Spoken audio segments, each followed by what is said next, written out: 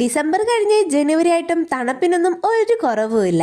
രാവിലെ വർക്കിന് പോകാൻ നേരത്ത് ഭയങ്കര തണുപ്പായിരിക്കും, വൈകുന്നേരവും നല്ല മഞ്ഞുണ്ടാവാറുണ്ട്. നിങ്ങളുടെ സ്ഥലത്തും ഇതേപോലെ മഞ്ഞുണ്ടാവാറുണ്ടോ? നിങ്ങളുടെ സ്ഥലം ഏതാണെന്ന് ഒന്ന് കമന്റ് ചെയ്യാവോ? ഈ ഒരു ബേസ് കണ്ട് ആരും ഇത് ബുൾസയാണെന്നൊന്നും തെറ്റിദ്ധരിക്കല്ലേ.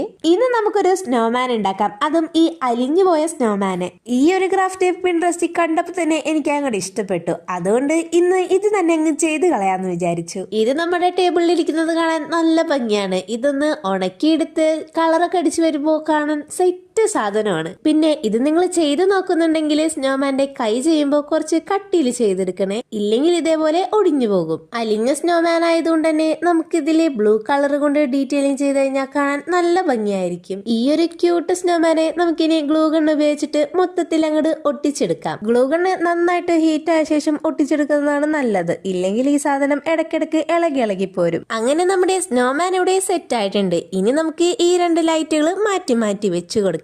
ഇരുട്ടത്ത് കാണാൻ ഇതിനൊരു പ്രത്യേക ഭംഗിയാണ്. വീഡിയോ ഇഷ്ടപ്പെട്ട ലൈക്ക് ചെയ്യാനും ഷെയർ ചെയ്യാനും കമന്റ് ചെയ്യാനും സബ്സ്ക്രൈബ് ചെയ്യാനും ആരും മറക്കണ്ട.